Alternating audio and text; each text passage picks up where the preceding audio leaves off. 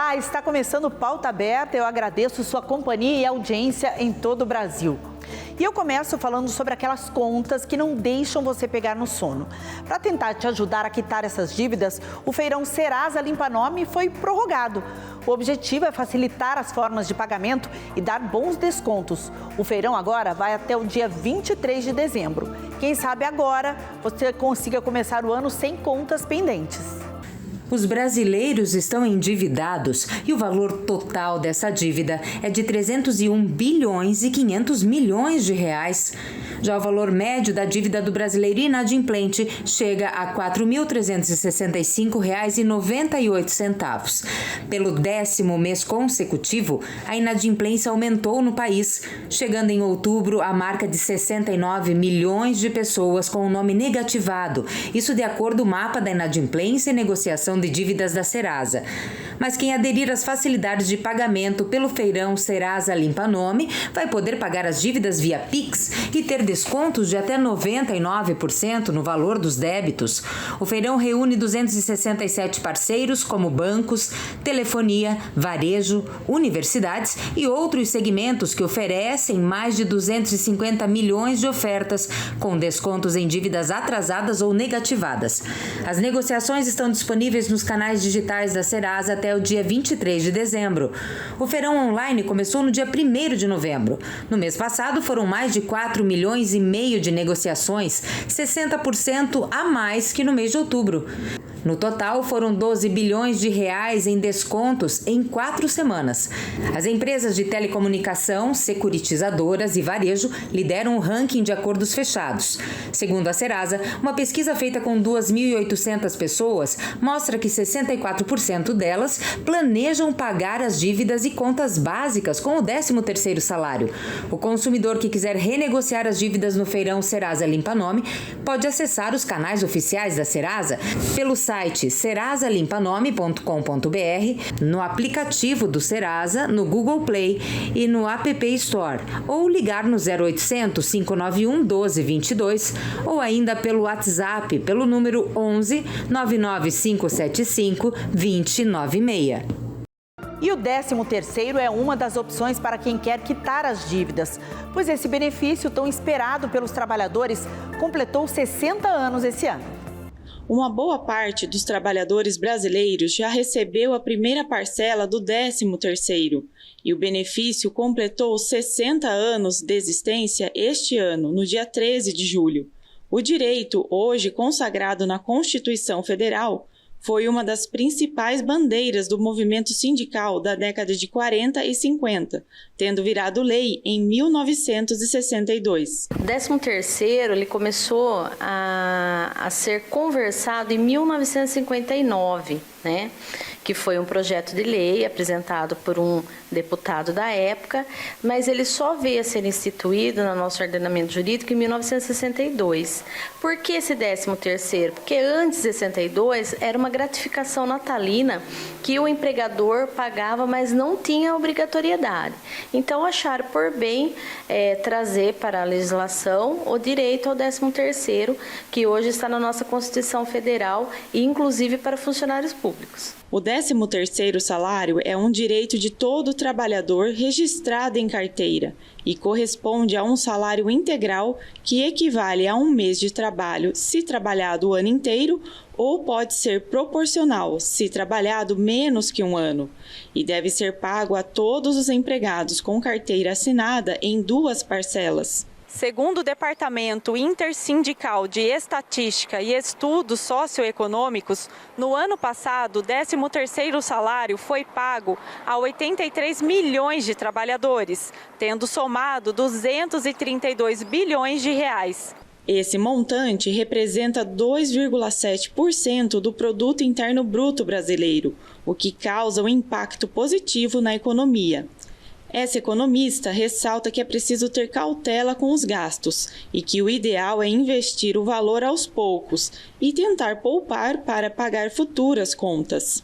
No caso do Tesouro Direto, para pessoas que são mais avessas ao risco, né, querem um investimento mais seguro, a gente tem títulos a partir de R$ 32,00 que cobrem o valor da inflação e ainda assim tem uma remuneração considerável. E dependendo, é claro, do tempo que essa pessoa investe esse dinheiro, ela vai ter uma maior remuneração. Então, não é necessário o trabalhador esperar o recebimento do benefício total para realizar investimentos. Eu já gastei uma partinha, já guardei outra. Você pretende fazer o quê com a outra parte? Deixar lá guardado para uma emergência, né? Pagar umas continhas, né? E guardar um pouquinho também, né? Umas contas atrasadas que tinha. De água, de força, IPTU. Então a gente tem que pôr em dia, né? Você pretende investir esse dinheiro ou você vai deixar guardadinho mesmo? Investir no meu salão de barbearia. Após 2 anos de pandemia, em 2021, 1 em cada 4 jovens brasileiros de 15 a 29 anos não estudava nem estava ocupado. Os dados fazem parte da síntese de indicadores sociais CIS.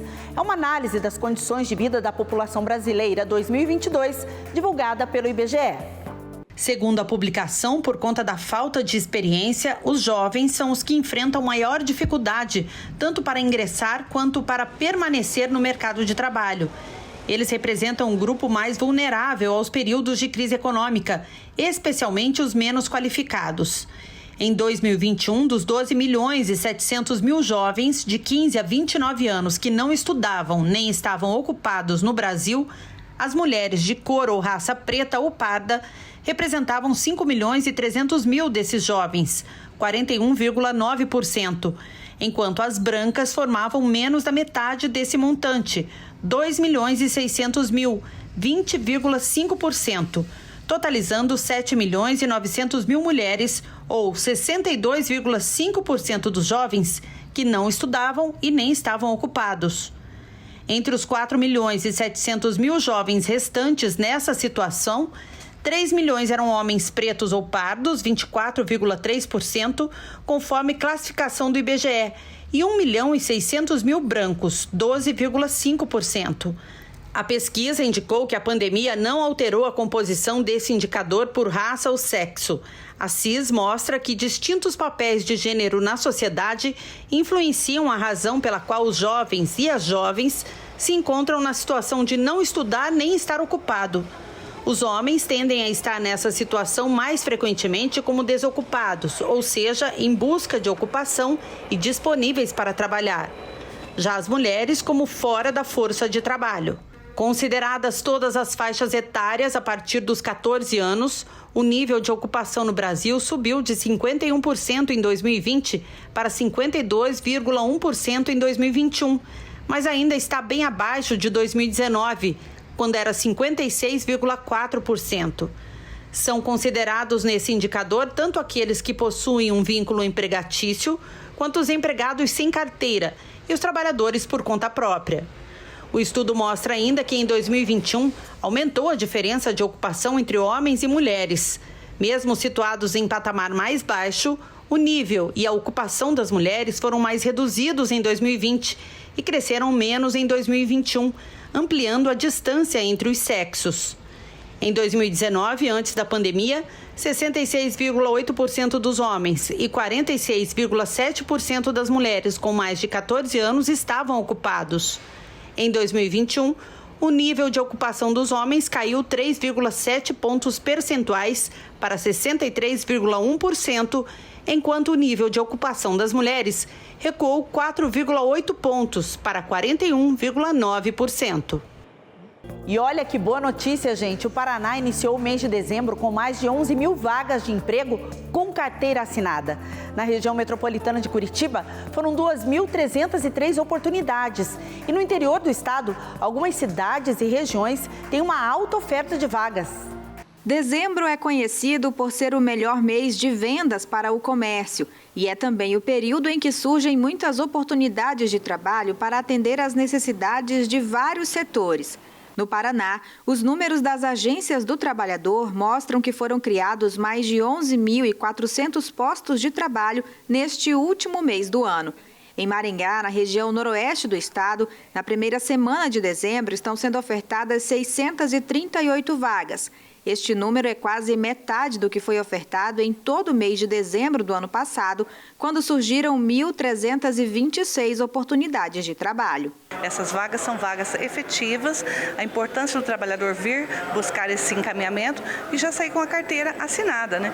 Além de Maringá, outra cidade da região noroeste do Paraná, que também começou o mês de dezembro se destacando com a oferta de vagas, é o Umuarama. Lá, a Agência do Trabalhador iniciou a primeira semana com a oferta de 685 postos de trabalho. Na região norte, o destaque é para a cidade de Apucarana, com 725 oportunidades.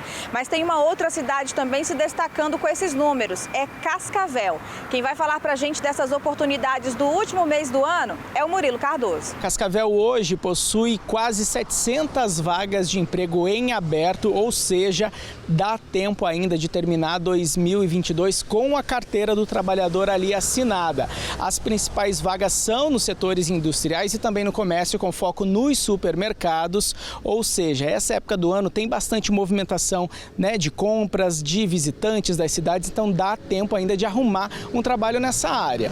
Já em Toledo, outro polo importantíssimo aqui da região oeste, os números também são positivos. No dia de hoje, nós temos mais de 600 vagas em aberto para diversos setores. 60% dessas vagas são ligadas à questão operacional e o restante são vagas técnicas e vagas estratégicas. Isso demonstra um cenário do município de Toledo que tem gerado muitas oportunidades. Um dos fatores que contribui para manter a geração de empregos aquecida na região oeste é o agronegócio. Só para se ter uma ideia, mesmo durante a pandemia, mais de 20 mil vagas foram geradas. Toledo, ele é o maior produtor de VBP, ele é o maior produtor de alimentos do estado do Paraná.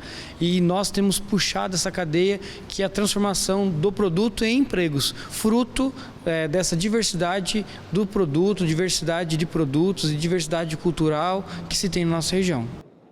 Você em casa já deu uma conferida se a sua carteira de habilitação está vencida? Muita gente só descobre na hora que a multa chega. Quem está com documento atrasado desde março e abril tem até o fim desse ano para regularizar. O Murilo Cardoso conta os detalhes pra gente. Atenção, você motorista que está com a carteira de habilitação vencida entre os meses de março e abril, você só tem até o dia 31 de dezembro, agora desse ano, para regularizar o seu documento. A data segue o cronograma do Conatran para atualização daquelas carteiras que não foram regularizadas durante o período da pandemia.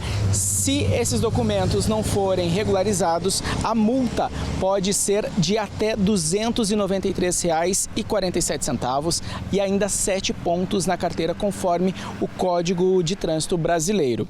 A renovação simples pode ser feita de forma remota, caso não tenha necessidade de reavaliação do condutor. Nos sites e aplicativos do Detran é possível fazer o agendamento, receber indicações de clínicas ali para realizar o seu exame médico e também formar um endereço para receber o documento pelo correio. Vale lembrar que quem exerce atividade remunerada como condutor precisa passar por avaliação psicológica. E o calendário segue até janeiro para as CNHs vencidas no mês de maio de 2022 e assim todos os meses até agosto de 2023. Todo mundo no clima da Copa e em Feira de Santana, na Bahia, as escolas municipais têm usado esse período para levar conhecimento sobre futebol para os alunos. Em uma dessas escolas, além de aprender sobre os países que estão participando do Mundial, os alunos se tornaram estrelas do famoso álbum da Copa. Veja na reportagem. O clima de Copa do Mundo tomou conta dos ambientes na cidade. Nessa escola não foi diferente. Logo na chegada é possível ver um cartaz com os participantes da competição, para a garotada se enturmar. Mas a galerinha que chama a atenção é essa, do grupo 3. Aqui foi feito um álbum da Copa com as figurinhas deles. A Beatriz gostou do álbum e tem assistido aos jogos da Copa. Você gosta de assistir a seleção brasileira, Bia? Sim. E você assiste os jogos mais quem? Meu pai com minha mãe. Na sala também é colocado alguns vídeos dos jogadores. E a Loiara já tem o seu preferido. Neymar. E você já colou sua figurinha no álbum, Loiara? Sim. Cadê? Me mostra aí. A iniciativa é da Escola Municipal Eurides de Oliveira Queiroz. A ideia é trazer um pouco mais da competição para a sala de aula, além de incentivar os alunos a acompanharem o esporte. A gente tem uma cultura de futebol, então eu acho que nada mais legal do que fazer com que eles saibam também sobre isso. Eu queria que eles entendessem que eles são os craques da sala. E no final, é claro, que não pode faltar o grito de gol.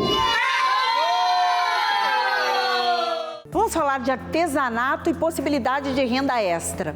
Uma artesã de Maringá, no noroeste do Paraná, usa cera de abelha e óleos naturais para produzir paninhos encerados. Olha que legal!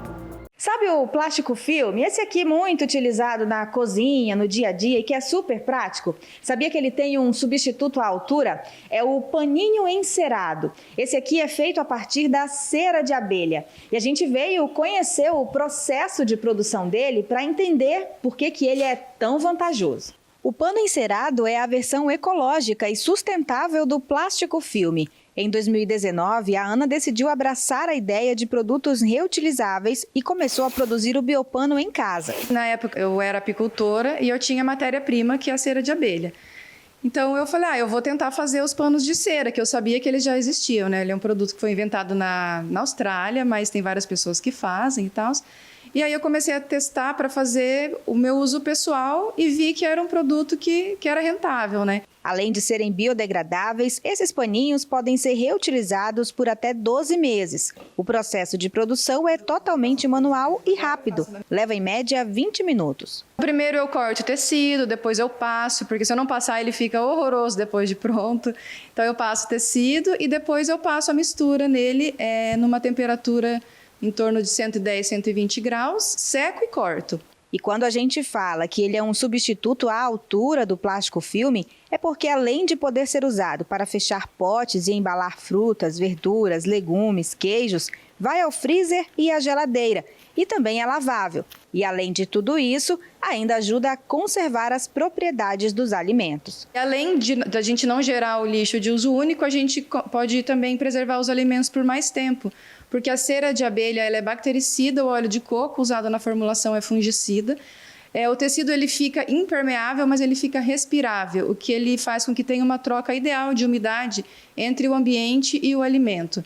Então ele conserva por muito mais tempo. E como o objetivo da Ana é ajudar a reduzir a produção de lixo plástico, ela descobriu ainda uma maneira de usar as sobras enceradas do pano, uma opção para quando o produto perder a aderência. Como todas as matérias-primas são inflamáveis, o óleo de coco pega fogo, a resina, a cera e o tecido de algodão, então depois eu faço um produto que ele substitui aqueles acendedores de fogo industrializados ou álcool ou óleo, né? Hoje, a Ana faz da arte sustentável uma fonte de renda, mas poder incentivar as pessoas a melhorarem seus hábitos tem sido a grande motivação para ela. O meu sentimento é de realização, né? É um trabalho que eu faço que ele pode parecer pequeno, mas ele faz uma diferença toda no todo, na verdade, né?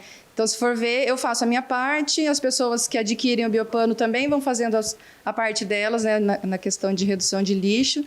E eu acho que a gente, aos poucos, a gente vai conseguindo mudar, né, a cabeça das pessoas, mudar os nossos hábitos, para que a gente cada vez menos destrua esse ambiente, que eu não sei onde a gente vai parar se continuar dessa maneira, né? O Museu Itinerante do Videogame passou por Curitiba e apresentou ao público mais de 350 consoles, do primeiro, criado em 1972, até modelos recém-lançados. A atração já passou por 18 estados brasileiros. Além de conhecer a história de cada videogame, os visitantes tiveram a oportunidade de jogar os grandes clássicos, participar de torneios e testar simuladores de corrida e de realidade virtual.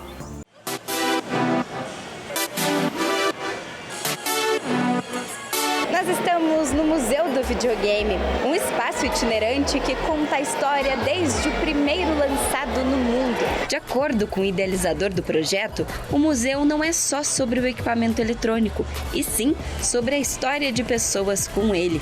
São memórias, sentimentos e um amor que vem sendo passado de geração para geração.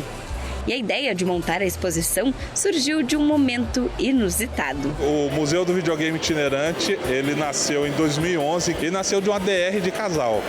Todos os videogames que estão na exposição estavam dentro da minha casa. Eles eram pendurados na parede, só não tinha videogame no banheiro e na cozinha. Até que num dia de fúria, a minha esposa Janaína me deu um ultimato. Ela disse, ou você transforma essa sua coleção num museu para tirar de casa, ou você vai sair de casa com eles. Eu mostrei quem manda em casa, ela. Além da exposição dos games antigos, uma experiência. É possível também jogar diversos jogos, dos mais antigos aos mais atuais. Os olhares apaixonados vêm principalmente dos adultos, que puderam lembrar de momentos da infância. Tenho 37 anos, né? Então sou da época bem antiga mesmo. Meu primeiro videogame foi um Atari, né? Então eu peguei toda essa geração aqui dos 8 bits, né? Então com certeza esse aqui é um dos jogos, né, que marcou aí. Esse aqui é o Atari 2600, foi o primeiro videogame que eu tive. Tá jogando ele aqui agora, né, como falei, a nostalgia bem forte aqui, né? Gráficos mais antigos, controles diferentes, mas a paixão continua sendo a mesma. João Paulo esteve no espaço com os filhos e mostrou a eles qual foi o primeiro videogame que teve na infância. E esse é o Odyssey, primeiro videogame que eu tive, né, quando eu era criança, ele foi lançado em 83, eu nasci em 84, mas eu jogava quando eu tinha uns 4, 5 anos, que era do meu pai, daí passou pra mim, na verdade. Né? Apesar da emoção do pai ao ver os filhos jogando igualzinho quando ele era criança, essas relíquias não costumam agradar muito a criançada. O que vocês estão achando do primeiro videogame do papai? Não é muito legal, mas é divertido, bem difícil também. E você, o que você achou, Davi? Legal. E para vocês que acham que só os meninos jogam e sabem jogar videogame, eu vou provar para vocês que não é bem assim. Vou desafiar agora um amante do videogame a jogar, é claro, o meu jogo favorito. Vamos para uma partida de Tekken?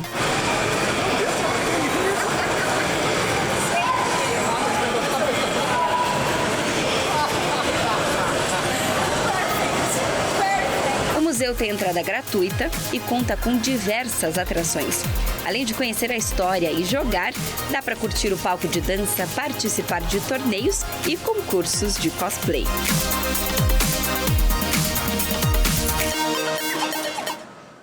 Depois do intervalo, você vai ver que as futuras mamães têm a opção de ter parto normal ou cesárea sem dor.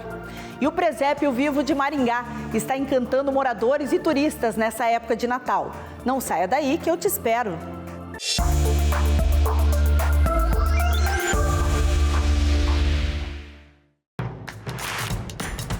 Não perca mais nenhum vídeo da TV Evangelizar. Inscreva-se agora.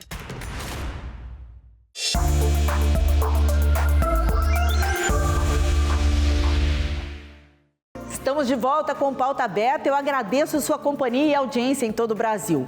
A dúvida de muitas grávidas é sobre a hora do parto. Afinal, o que é melhor, a cesárea ou o parto normal? A escolha envolve vários fatores, mas cada vez mais os médicos defendem que, independente se é cesárea ou parto normal, o procedimento pode ser feito sem dor. O nascimento de um bebê é, sem dúvida, um dos momentos mais especiais para as famílias. Ao descobrir a gestação, muitas dúvidas surgem. E uma delas é: parto normal ou cesárea? No início eu até estava em dúvida do qual eu queria. Aí depois, mais para o final, eu optei mesmo pela cesárea. Da cesárea, eu sofri mais depois, né? O pós, né? Na hora você é mais tranquilo, mais sossegado. O Brasil é o segundo país com maior número de cesáreas. E mesmo com a indicação da taxa ideal ser de aproximadamente 15%, os últimos dados divulgados pela Organização Mundial da Saúde mostram que 55% dos partos realizados são cesarianas. O que acontece é que muitas mães têm medo de sentir as dores do parto. E a analgesia faz sentido nesse momento, por ser um procedimento que tira a dor, mas mantém a autonomia. Uma analgesia faz com que eu diminua a dor e a gente consegue dizer para ela o quanto e que horas ela precisa fazer essa força. Ela consegue andar, ela consegue sentar, ela consegue brincar, sentar na bola, então isso faz com que ela tenha controle da posição que ela quiser. De acordo com especialistas, quando a paciente está sem dor, o estresse diminui, o ambiente fica mais tranquilo e a mamãe mais confiante. Existem duas formas de aplicar analgesia e são raras as contraindicações. aumenta a necessidade de intervenção médica. Apesar da paciente estar no poder, a partir do momento em que eu faço uma analgesia, eu preciso ter um acesso venoso, eu preciso fazer antibióticos, eu preciso ter monitorizações para que o controle da pressão esteja adequado. Então, para aquela paciente que não quer nenhuma intervenção, ela precisa ser orientada que quando a analgesia se instala, algumas intervenções técnicas são necessárias para a segurança dela e do bebê. Essa prática já existe no SUS, mas diferente da rede particular, é pouco utilizada. São apenas alguns casos que têm indicativo. Períodos expulsivos prolongados, pacientes que possam, de repente, precisar de uma instrumentação. O que é uma instrumentação no parto? O uso de um fórceps, o uso de um vácuo extrator, certo? Essas, com certeza, acredito que hoje já tem esse recurso. A Vivian teve 2 experiências de parto e nas 2 ocasiões optou pelo parto normal. Para não sentir a dor, fez uso da analgesia e conseguiu curtir o momento do nascimento da pequena Natália. Eu acredito assim, que se é uma possibilidade de facilitar, né, eu comecei a ouvir os depoimentos, era isso que as mães justificavam, porque às vezes você fica muito cansada e é bastante dor, né? Para aquele momento, a analgesia, ela ia me trazer essa tranquilidade, de eu não perder o sentimento gostoso do primeiro encontro, mas também não ficar ali sofrendo, né? É uma coisa positiva e não iria tirar o meu parto normal que eu tanto queria. Eu te levo agora até a cidade da Lapa, aqui no Paraná, para conhecer o trabalho de uma família com a produção de mel.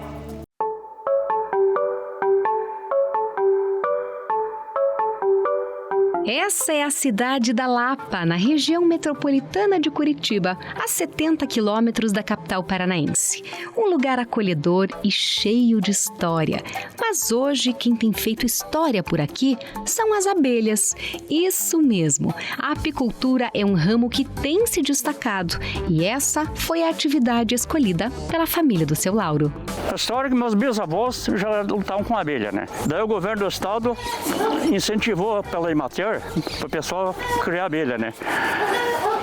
E daí um veterinário foi para os Estados Unidos, aprendeu a técnica e trouxe para nós aqui.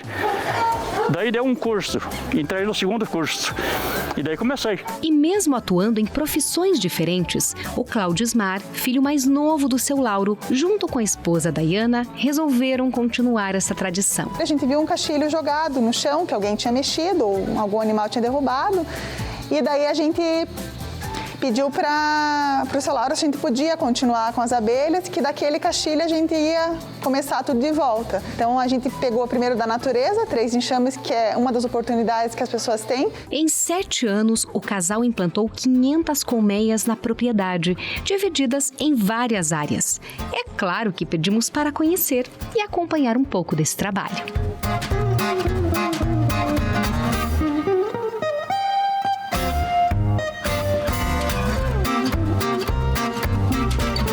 A espécie com a qual a família trabalha é a africanizada, ou seja, aquela abelha que tem ferrão.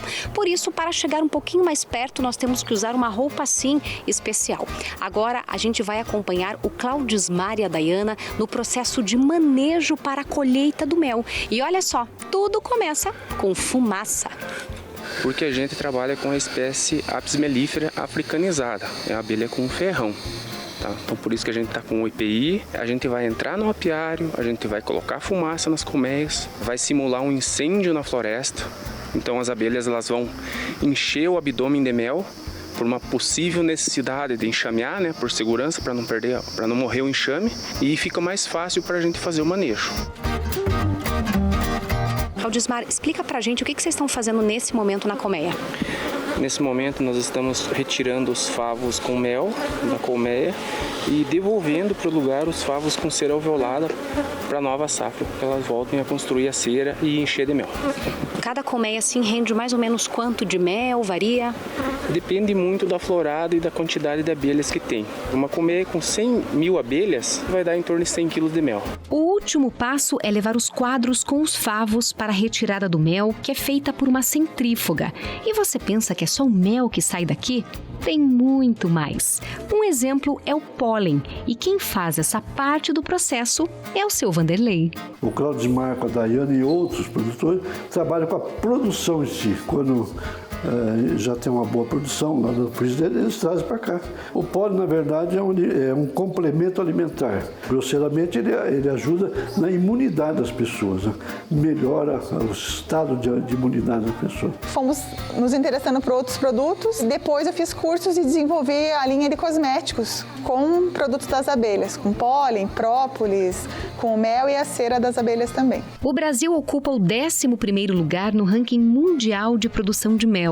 O Paraná é o maior produtor nacional, com mais de 7 mil toneladas por ano. Aqui na propriedade, o casal já chegou a coletar 3 toneladas. Resultados que, para eles, poderiam ser melhores. O que freia esse desenvolvimento é um pouco dessa falta de profissionalização e acho que estímulo também financeiro. Mesmo com os desafios, a família garante que vale a pena trabalhar com as abelhas, principalmente porque o planeta precisa delas. A importância delas, tanto para a nossa vida quanto para a natureza, especialmente é a polinização, que sem as abelhas não há alimento. Até Einstein já disse que em 4 anos a gente morreria se não houver a polinização pelas abelhas, não tem como polinizar manualmente. Vale a pena trabalhar com as abelhinhas? Sem dúvida. O planeta agradece. O ser humano precisa muito.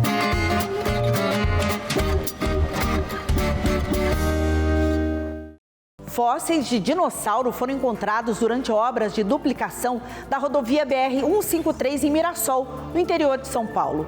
A suspeita é de que o material encontrado seja de uma espécie que viveu no período Cretáceo, conhecido como o período final da era dos dinossauros. Isso há 80 milhões de anos. Segundo paleontólogos, foram encontrados um fragmento de fêmur de cerca de 80 centímetros, um húmero, osso da perna dianteira, uma vértebra caudal e um dente de dinossauro. Os fragmentos estavam a cerca de 10 metros de profundidade e levaram aproximadamente 10 horas para serem extraídos. Eles estavam em um barranco que estava sendo escavado. Por estarem próximos, os paleontólogos acreditam que sejam todos de um mesmo animal. O mais provável, segundo especialistas, é que os fósseis pertençam ao grupo de titanossauros saurópodes, quadrúpedes, de pescoço longo e herbívoros, e que viveram predominantemente na América do Sul. Esses animais teriam aproximadamente de 12 a 15 metros de comprimento e pesavam entre 10 e 15 toneladas. Um primeiro fóssil foi encontrado por funcionários da concessionária Triunfo Transbrasiliana, responsável pelas obras de duplicação na BR-153, no interior de São Paulo. Durante a escavação de um barranco, há 15 dias, os trabalhadores desconfiaram de uma rocha esbranquiçada e buscaram informações com paleontólogos da região. Os fragmentos foram levados para o Museu de Paleontologia Pedro Candolo, em Uchoa, também no interior paulista, para que paleontólogos pesquisem qual é a espécie do fóssil. O trabalho de análise deve durar em torno de 1 ano.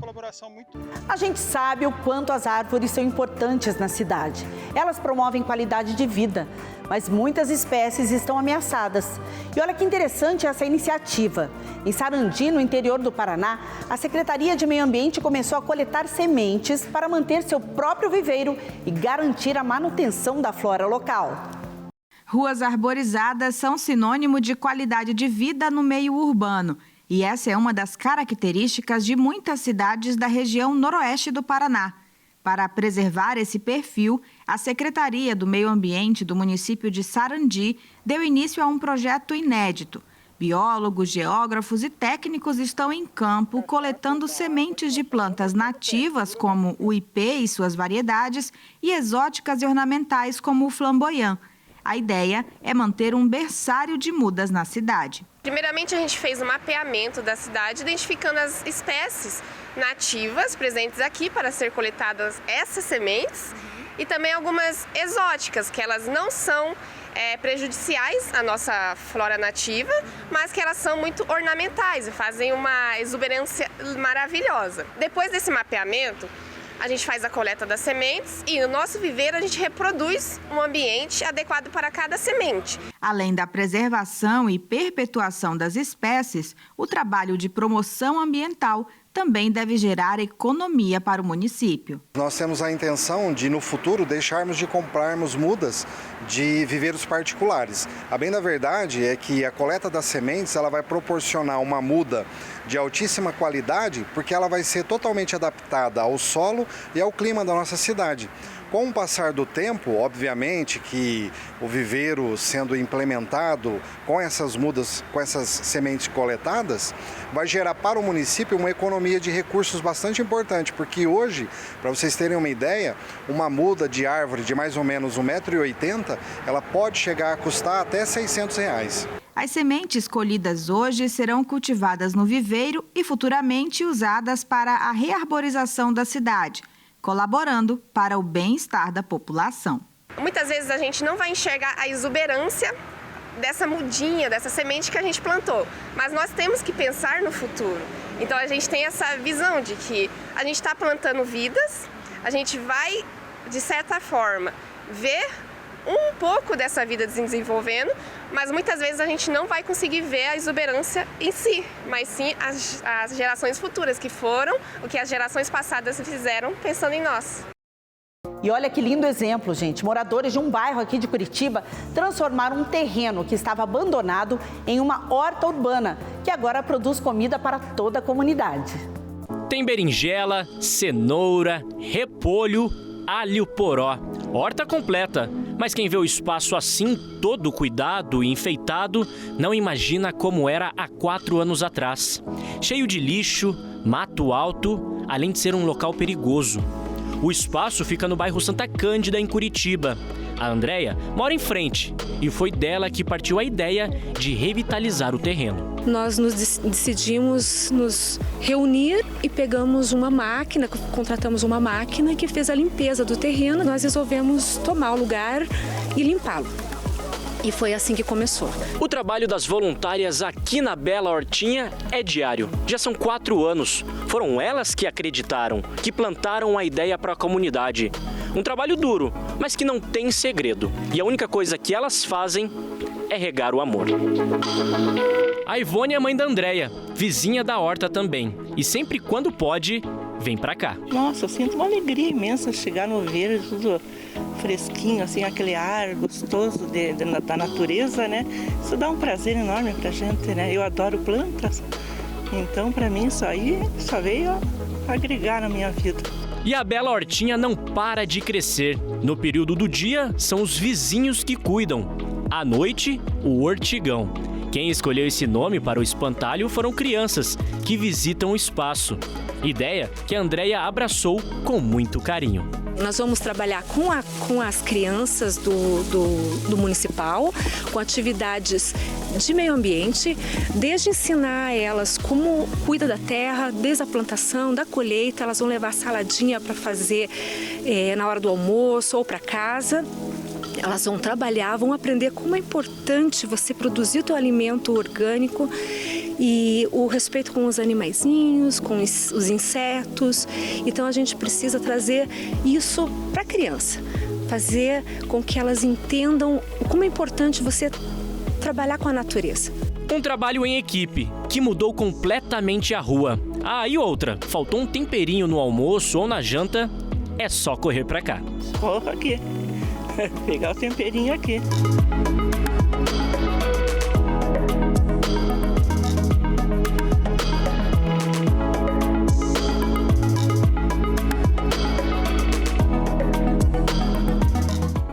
O assunto agora é Natal. Em Marialva, noroeste do Paraná, o presépio vivo tem sido a grande atração neste mês de dezembro. Este ano, o espetáculo recria 9 cenas da vida de Jesus, desde o nascimento até o primeiro milagre.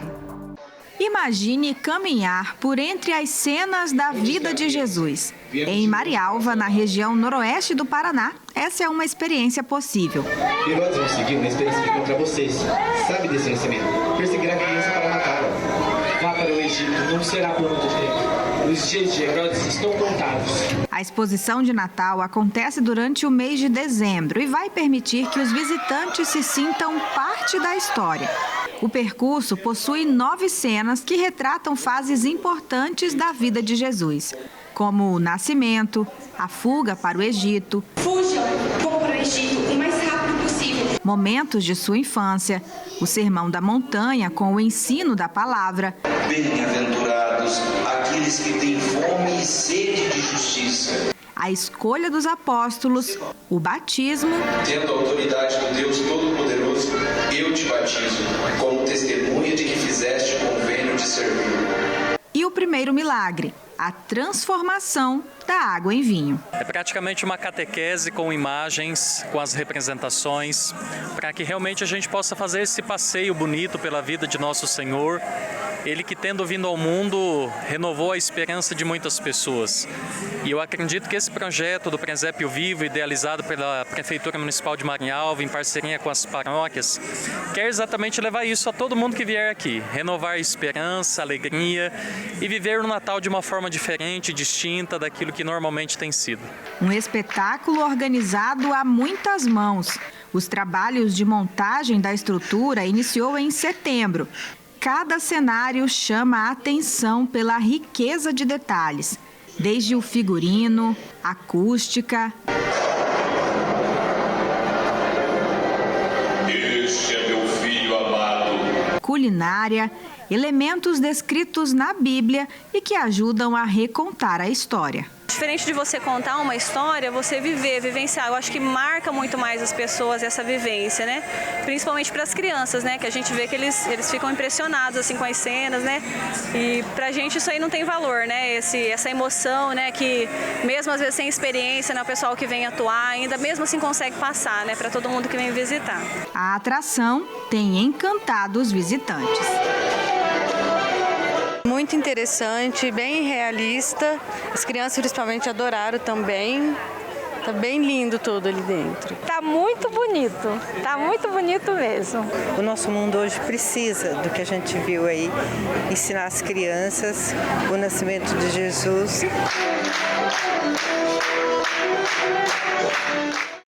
E é com essa linda apresentação que a gente encerra o Pauta Aberta de hoje. Você continua com a nossa programação. Até a próxima!